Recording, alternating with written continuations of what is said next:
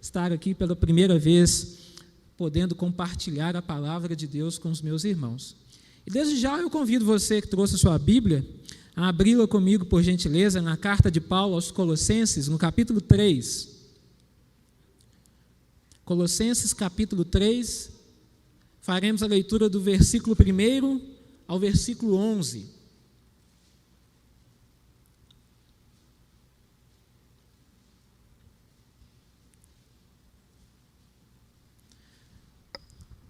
Colossenses 3, dos versículos 1 a 11, eu vou ler e os irmãos acompanhem, por gentileza. Diz assim a palavra do Senhor: Portanto, se fostes ressuscitados juntamente com Cristo, buscai as coisas lá do alto, onde Cristo vive, assentado à direita de Deus. Pensai nas coisas lá do alto, não nas que são aqui da terra. Porque morrestes, e a vossa vida está oculta juntamente com Cristo em Deus. Quando Cristo, que é a nossa vida, se manifestar, então vós também sereis manifestados com Ele em glória. Fazei, pois, morrer a vossa natureza terrena, prostituição, impureza, paixão lasciva, desejo maligno e avareza, que é idolatria. Por estas coisas é que vem a ira de Deus sobre os filhos da desobediência. Ora, nessas mesmas coisas andastes vós também noutro tempo, quando vivíeis nelas. Agora, porém, desejai-vos igualmente, ou despojai-vos igualmente de tudo isto: ira, indignação, maldade, maledicência, linguagem obscena do vosso falar. Não mintais uns aos outros, uma vez que vos despistes do velho homem com seus feitos, e vos revestistes do novo homem, que se refaz para o pleno conhecimento, segundo a imagem daquele que o criou, no qual não pode haver grego, nem judeu, nem circuncisão, nem incircuncisão, bárbaro, cita, escravo, livre, porém Cristo é tudo em todos. Que Deus em Cristo, uma vez mais, abra o nosso coração, o nosso entendimento, para o recebimento de sua santa, digna e poderosa palavra. Meus irmãos, nós estamos diante de um texto muito rico, que nos convoca, que nos chama, que nos propõe um grande desafio, que é sobre pensar no nosso novo modo de vida, na nossa nova identidade, em nosso novo viver, uma vez que a graça nos alcançou. E de fato, como crentes que somos, como servos de Deus, como chamados, regenerados, nascidos de novo, como de fato tendo recebido uma nova vida em Cristo, o apóstolo Paulo, escrevendo aos Colossenses, convoca aquele povo a refletir sobre essa nova vida, a fazer jus àquilo que o próprio Cristo, no poder do Espírito Santo, operou na vida deles, ou seja, a regeneração, o novo nascimento. Porém, Paulo vem tratando desde o capítulo 1 dessa mesma carta, após a sua saudação, ele rende graças ao Senhor nosso Deus pela igreja em Colossos, ele agradece aos irmãos por ouvir falar que a fé deles está firmada em Cristo, que eles têm frutificado em toda boa obra. Na verdade, o apóstolo Paulo ora para que eles continuem frutificando, pelo amor que eles têm a Deus, pela vida cristã comunitária. E a partir do versículo 13 do capítulo 1, Paulo então começa a demonstrar o poder de Cristo nessa transformação na vida do homem, a obra redentora de Cristo, o que ele fez por seu trabalho salvífico, por seu trabalho que somente ele pudera fazer, que era expiar os nossos pecados. E ele então expõe esses argumentos: vocês foram libertos, vocês receberam nova vida, vocês já foram ressuscitados em Cristo ou com Cristo, vocês agora vivem uma nova vida nele, por ele, para a glória dele. Então, com base nesse novo viver, com base nessa transformação, necessário é que a vida de vocês testemunhem essa mudança. E é isso que eu quero propor para nós nessa noite. Nós temos pelo menos 3 imperativos do versículo 1 ao versículo 5 do texto que nós lemos, que nos chamam a atenção. E o primeiro deles é buscai, está aí no versículo 1. O segundo, pensai, está no versículo 2. E o terceiro, fazei, versículo 5. Em cima desses 3 imperativos, o apóstolo Paulo trabalha o seu argumento, trabalha a sua proposição, para mostrar aos irmãos colossenses que eles precisam, agora com um novo viver em Cristo, viver uma vida com um propósito nele, no próprio Cristo. Porque é bem verdade, meus irmãos, que já naquele tempo em que o apóstolo Paulo escreveu essa carta, já havia heresias, grandes levantes dentro da igreja, filosofias falaciosas, enganosas, que já estavam tentando de forma muito sorrateira, de forma sutil, deteriorar a fé dos crentes, contaminar a fé dos crentes. E que filosofias, ou heresias, ou falsos ensinamentos eram estes? Que não bastava a graça de Cristo, que não bastava o evangelho, o qual eles haviam recebido pela fé. Precisava algo mais. A observância dos antigos rituais judaicos, a observância das antigas tradições dos anciãos, tudo isso para que eles pudessem se desvencilhar, se livrar de uma vida antiga que ainda estava assombrando a vida dos colossenses, a sensualidade, a imoralidade, ou seja, todos os aspectos da antiga vida, como crentes que no presente momento eles já eram, ainda assombravam. E assim também conosco acontece. Nós todos aqui somos cristãos, somos regenerados, somos nascidos de novo, mas é bem verdade que diariamente nós lutamos contra a nossa carne. Nós militamos ainda contra o pecado. E quem nos habilita a fazer isso, quem nos concede força para poder dizer não para o pecado, para lutar contra o pecado, é o próprio Espírito Santo. Porque, do contrário, na nossa antiga vida, quando ainda não éramos alcançados por essa graça maravilhosa, nós vivíamos cedidos àquilo que a nossa carne desejava, vivíamos entregues às nossas paixões, vivíamos entregues àquilo que abominava a Deus e tudo aquilo que Deus detesta, odeia. E Paulo, então, inicia o capítulo 3 dizendo assim, portanto, e este, portanto, faz referência ao que ele vem dizendo no capítulo 2. No versículo 20 do capítulo 2 diz assim, se morrestes com Cristo para os rudimentos do mundo, por que como se vivesseis no mundo, vos sujeitais a ordenanças como não manuseeis isto, não proveis aquilo, não toqueis aquilo outro, ou seja, segundo os preceitos e doutrinas dos homens? Porque todas essas coisas com uso se destroem, e tais coisas com efeito têm aparência, olha o que o apóstolo Paulo está combatendo, tem aparência de sabedoria, tem aí uma aparência, né, que vem como um culto de si mesmo, talvez a idolatria das boas obras, do que o eu tenho que fazer, dos usos, dos costumes que trazem uma aparente santidade. Paulo está combatendo isso, e mais, até mesmo do rigor ascético. O que é isso? Havia irmãos na igreja de Colossos que pensavam que para viver uma vida de santificação, tinham que fazer como os monges, né, na Idade Média faziam, vamos nos retirar do mundo, nos retirar da sociedade e vamos viver enclausurados num monastério, longe de tudo, porque lá nós vamos viver apenas de contemplação e o pecado não nos irá alcançar. Mas assim como aqueles monges constataram que isto não era o suficiente, Paulo já ratificava isto aqui dizendo assim, todavia não tem valor algum contra a sensualidade. Por quê? Paulo está dizendo que esses pecados que ainda assombram vocês, vêm daqui de dentro. Não há nada no exterior que vocês possam fazer por vocês mesmos, como a observância da lei, das tradições, que vão deixar vocês mais santos que não. E aí Paulo começa o capítulo 3, portanto, se fostes ressuscitados com Cristo, e aqui também podemos interpretar da seguinte maneira, já que de fato fostes ressuscitados com Cristo, verdadeiramente vocês morreram com Cristo e receberam nova vida com Cristo, então vocês precisam fazer uma coisa, primeiro imperativo, buscai.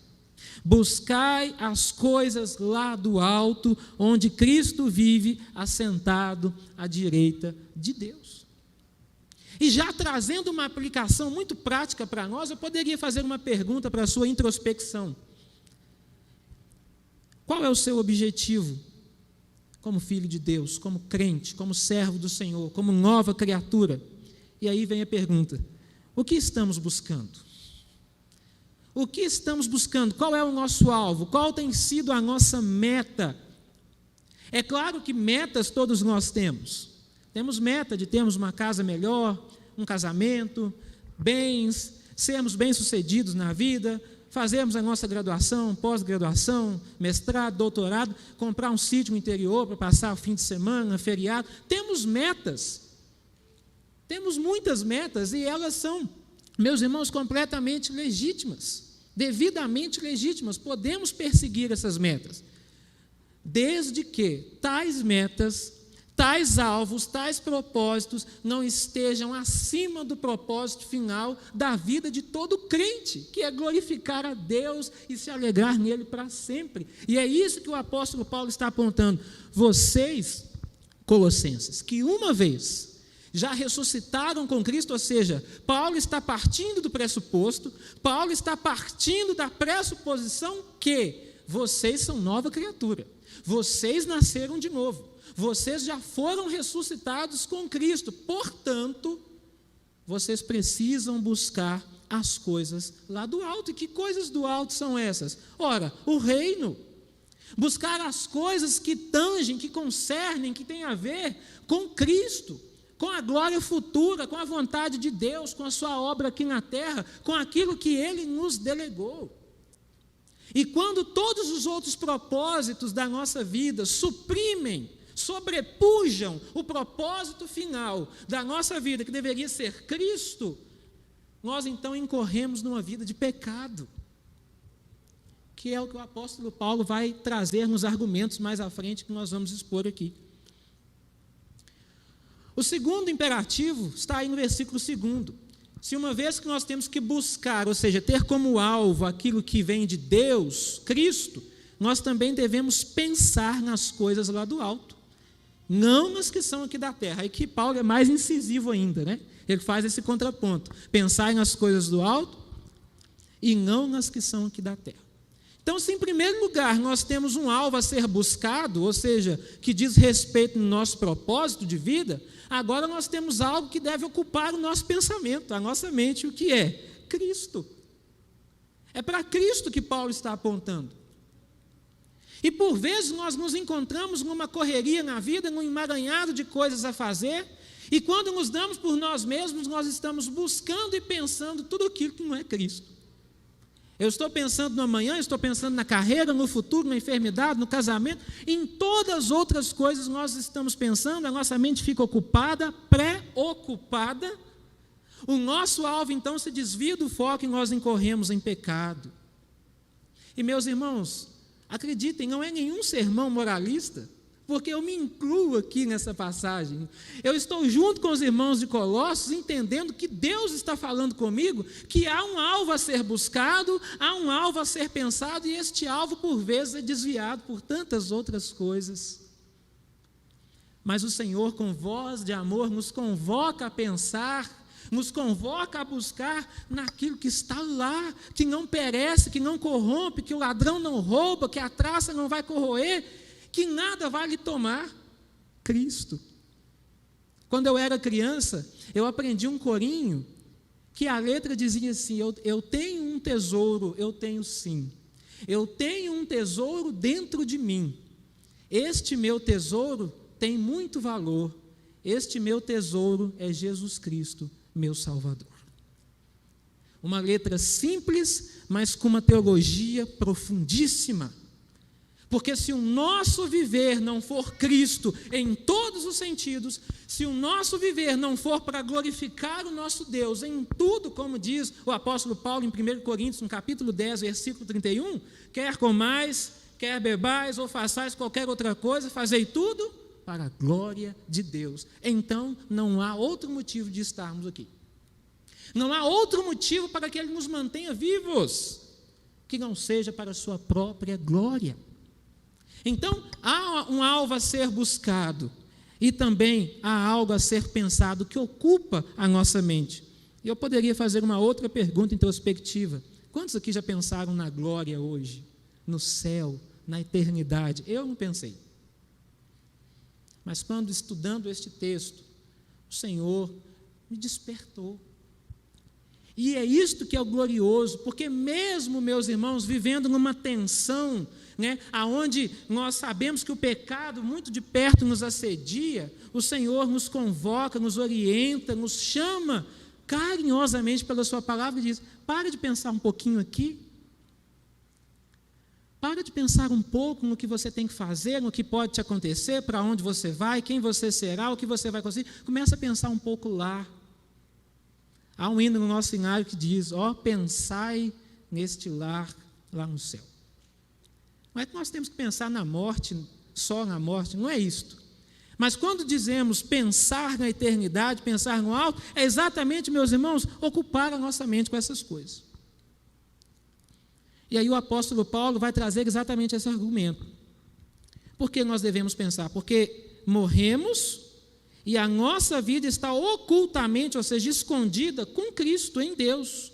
E quando Cristo, que é a nossa vida, se manifestar, então também seremos manifestados com Ele em glória, ou seja, será posto público, tornado público aquilo que Deus em Cristo já fez em nós, mas naquele grande dia, assim como Ele é, o seremos e também o veremos, e com Ele para sempre reinaremos. Mas há algo a se buscar e a se pensar: Cristo. O terceiro imperativo é: fazei morrer a vossa natureza terrena. Então, se uma vez que eu fui ressuscitado e sou chamado agora a viver essa nova vida em Cristo e a buscá-lo e a pensá-lo, isto vai redundar também naquilo que eu faço, naquilo que eu procuro fazer no meu dia a dia, no meu modus vivendi, ou seja, as minhas ações, aquilo que eu faço, seja, vamos abrir aspas aqui, no mundo secular, porque entendemos que tudo que fazemos é para Deus, seja no meu trabalho, seja na escola, seja em todas as áreas da minha vida, eu vou entender que uma vez que eu morri e ressuscitei com Cristo, o que eu faço é para a glória de Deus. E uma das coisas que o Espírito Santo nos habilita a fazer está aqui. Nós temos que fazer morrer a nossa velha natureza, a prostituição, a impureza, a paixão lasciva, o desejo maligno, a avareza, que é a idolatria, porque por todas essas coisas é que a ira de Deus vem. E o apóstolo Paulo deixa claro: sobre os filhos da desobediência. Mas vocês não, Colossenses. Vocês não, igreja de Betim, vocês não são filhos da ira de Deus, vocês não são filhos da desobediência, porque vós fostes lavados pelo poder regenerador do Espírito Santo. Vós morrestes com Cristo e ressuscitastes também com Ele, e a vossa vida que agora viveis, nem vossa é, porque agora não vivemos mais, mas é Cristo quem vive em nós. Portanto, o nosso proceder, o nosso pensar, os nossos alvos precisam redundar em Cristo. E como é desafiador, meus irmãos. E uma vez fazendo morrer tudo isso, não pelas nossas próprias forças, é claro, mas é porque agora nós somos nova criatura, o apóstolo Paulo nos convoca, meus irmãos, a testemunhar disto. Porque ele diz a partir do versículo 7 até o versículo 10, que nós outrora andávamos assim. É um testemunho que eu e você temos em comum. Todos nós outrora andávamos desta maneira. Éramos filhos da desobediência. Agora, porém, verso 8, uma vez renovados, ressuscitados em Cristo, despojai-vos, temos um outro imperativo aqui: despojai-vos, dispam-se, tirem isso que não vos pertence mais. O quê? Aquilo que ele acabou de dizer: a mentira, a prostituição, a maledicência, a ira, a indignação, a linguagem obscena. O nosso falar tem que ser santo. Se mentirmos agora como nova criatura, isso não pode estar mais em nossa vida, ainda que esteja, porque nós vivemos sempre nessa luta contra o pecado. Mas o apóstolo Paulo está dizendo: vocês precisam proceder de forma coerente com esta nova vida. Então não é que Paulo em algum momento está questionando a salvação dos colossenses, muito pelo contrário, ele está dizendo assim: é exatamente porque vocês já são salvos, é exatamente porque vocês agora têm esta nova vida, é que vocês precisam proceder dessa maneira. Então, se agora eu sou um crente, tenho a minha vida renovada em Cristo, Se eu fui ressuscitado com Ele, então eu preciso proceder de tal maneira, porque Ele me habilita a fazer assim. Então nós temos aqui, meus irmãos, algo muito simples, nós chamamos, de silogismo, ou seja, se eu sou salvo e recebi nova vida em Cristo, então essa salvação precisa produzir frutos. Não mintais uns aos outros, por quê? Vocês já se despiram do velho homem, isso era coisa da natureza antiga, e isso não nos pertence mais. E ao contrário, ao passo que vocês vão se despindo do velho homem, vocês vão se revestindo do novo. Que novo homem? Cristo, o segundo Adão, o perfeito, o que cumpriu toda a lei em obediência perfeita ao Pai. Se revistam de Cristo, que se refaz para o pleno conhecimento, segundo a imagem daquele que vos criou, o próprio Deus. Neste mesmo Deus, neste mesmo Cristo e Senhor nosso, no poder do Espírito Santo, nele não pode haver distinção de povos, de raças, de etnia, porque todos são um em Cristo. Somente por meio de Cristo, através da igreja, que nós somos incorporados nesse corpo místico, nós somos incorporados neste povo santo, nós somos incorporados nessa comunidade santificada. Ou seja, neste momento, outras igrejas, outros povos que verdadeiramente estão adorando a Deus, estão conectados em Cristo. Por quê? Porque nele, todos nós somos um, somos alcançados. Então o Senhor nos convoca a lembrar dessas 3 perguntas. O que estamos buscando, em que estamos pensando e o que estamos fazendo. Que seja o nosso pensar nas coisas lá do alto, que seja o nosso buscar, como Mateus 6,33, primeiro o reino de Deus e a sua justiça, e seja o nosso proceder também, com tudo aquilo que é verdadeiro, tudo aquilo que é santo, tudo aquilo que é digno. Nisto pensai, diz o apóstolo Paulo em Filipenses, capítulo 4, versículo 8. Que Deus em Cristo, então, aplique essa palavra em nosso coração, e que possamos, então, ser habilitados por Ele, já que temos essa nova vida, a vivermos como tal. Curve a sua cabeça, vamos falar com Deus. Pai, que bom que o Senhor fala aos nossos corações. Que bom que a Tua palavra nos exorta, que bom que a Tua palavra nos conforta, e nós pedimos ao Teu Santo Espírito que nos habilite dia após dia a testemunharmos, a vivermos esta nova vida que o Senhor nos concedeu por meio da Tua morte e da Tua ressurreição. Em nome de Jesus. Amém. Reverendo.